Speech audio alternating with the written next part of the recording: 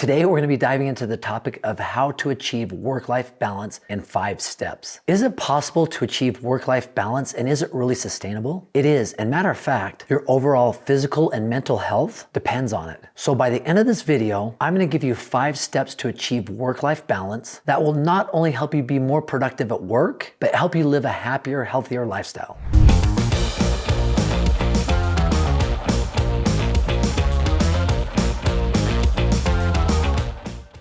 Work-life balance seems to be one of those things that is talked about openly, often, but behind closed doors, many employers are wanting to push the limit on how many hours their employees work. Ironically, those who practice work-life balance usually perform at higher levels than those that don't. So let's dive into this topic, and I'll offer 5 steps that will help you achieve that perfect work-life balance. If you're ready, let's go.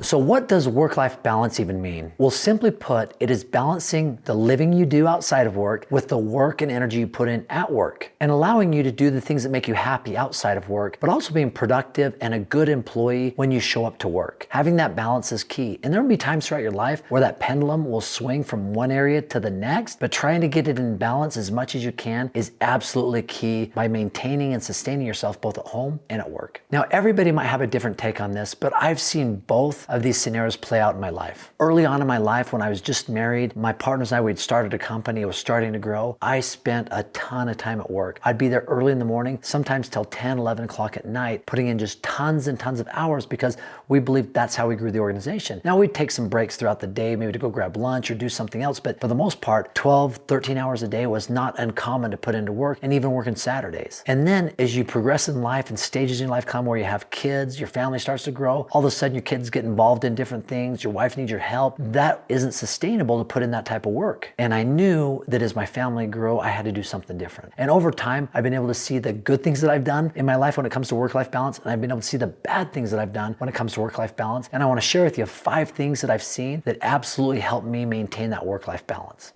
So step 1, it is an honest reflection and accountability of where you spend your time. So how do you do that? Well, first off, I think it's looking about where you allocate your time. What are you doing each and every day? One thing that I do that really helps me understand where I'm allocating my time each and every day is journaling. And I typically like to do that at the end of the day or at night, where I can go back and say, okay, these are the things that I did. This is where I spend a lot of my time. This is where I can improve. This is what I need to do tomorrow or the next day. And even just by writing them down and looking at it can help you understand where you're out of sync and where you need to improve to get back in sync. Step number 2 is prioritizing your week. What I like to do at the first of the week is I come into my office after I do a couple of personal development things. I sit down, I have 5 different colored pens for maybe the 5 different areas that I'm engaged with. And with each colored pen, I write down all the things that need to be done that week, right? For this category, that category, this stage of my life, personal, sports, business, church, whatever it might be. I'm looking at the different areas of my life and all the things that have to happen under those different areas. Then what I'll do is I'll get out my calendar to start planning my week, and I will look at the most important tasks that I have to accomplish, and I will start putting them in on the calendar of where I know I can allocate time to get those tasks done. And what I've found is it takes the guesswork out of it. It's not something that says, oh, I need to get this done or I'll get to that sometime. I know exactly what my main priority is or what needs to happen, and I know when I'm going to do it. And if that ever gets out of whack, I will always change it to another date on the calendar. If it's something that needs to be done, I will never let it sit out there in space. And matter of fact, I study the blank spots in my calendar every single day. If there is a blank spot, I make sure that it is filled up, even with the most tedious things. Even from the things that I do in the morning for my personal development, I'll allocate 20, 30 minutes for those things. Or even if I'm getting lunch, or if I'm taking a break, or if I'm going on a walk, or at nighttime if I'm having dinner, or if I'm coaching a certain sports team, all of that is on my calendar, so I know exactly what I'm doing and when I'm going to do it. I really study the blank spaces in my calendar. And that might be a little overkill, but I have found for me, it takes all the guesswork out of it. So step 3 is allocating your time and energies properly. And it isn't just time spent, but it's quality time spent. You need to be present. I think we've all seen people, maybe even done it ourselves, where we're engaged in something, but we aren't really mentally there. Our mind is elsewhere. We're drifting. We're thinking of something else, right? If you're engaged in something, you need to be present. You need to be engaged because people around you feel that, they sense that. I'm remember one time I was at a meeting and I remember an individual said to me, it was really a wake-up call for me and for a lot of people in the room. He says, one of the most tragic stories I ever heard is I used to teach this young group of individuals, these children, and I would ask them, say, hey, what is one thing you like about your parents? What is one thing you wish they would do more? And one little girl said, I wish my daddy would stop spending so much time on his phone when he's at home. And all of us kind of looked at each other and says, man, that could easily be my child saying that about us. And so even though you're home and you're with your family, if you're not connected, if you're not engaged, if you're on your phone, if you're too busy being engaged in them, even though you're there, you're really not there. So you have to put your time, energy into the things that you're doing.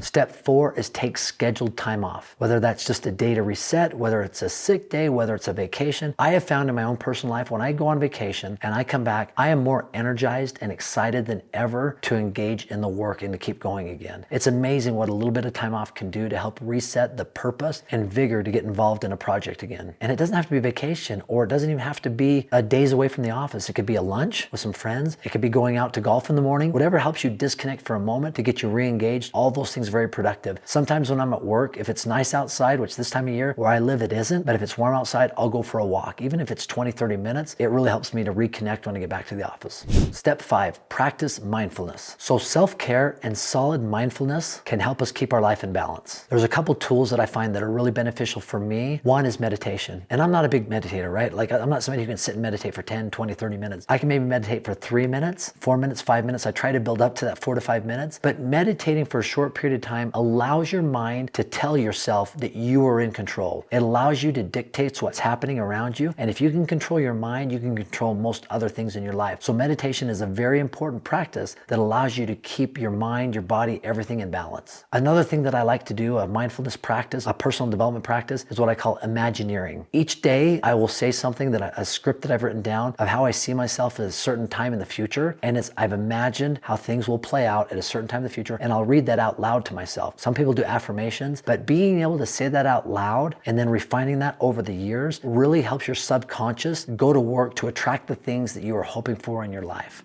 And the last thing in that category that I think is really important is breath work. There's been a lot of studies around this. Oxygen feeds the mind, it feeds the body. If you can even take 2, 3, 4 minutes a day to do breath work, that is going to help you in so many different things in your life. I heard an influencer that I really look up to as far as somebody in the health space, and they've said, whatever you do, do not skip breath work. Skip everything else in your life, but do not skip breath work. It's that important. Now, why does all this matter? Well, just like anything in life, what you focus on expands. So if you focus on work-life balance and you put these 5 principles into play, it's going to help you get better and better at work-life balance and be more productive in all areas of your life. I also believe that it strengthens relationships, right? If you can put energy into those relationships outside of work and put that time and energy into relationships in work, your relationships all the way across the board are going to be so much better. And ultimately, it's going to help you perform at your best, whether it's outside of work or in work. And I think that's the overall goal, right? The reason of a work-life balance is to help us perform at our optimal amount. And I've found that these 5 things have really helped me in my life. Now, this is my experience. I'd love to see what you've done, what steps you take to practice work-life balance. So please comment below. I'd love to engage in a dialogue. And as always, just for stopping by my page, watching the video, I've got a free gift for you. It's aaronsSalesTraining.com. Click on the link below. It is a 10-module series of my best sales training called Persuasion and Influence. Go ahead and download it. It's what we use to train all of our sales guys. And once again, thanks for stopping by. Have a great day.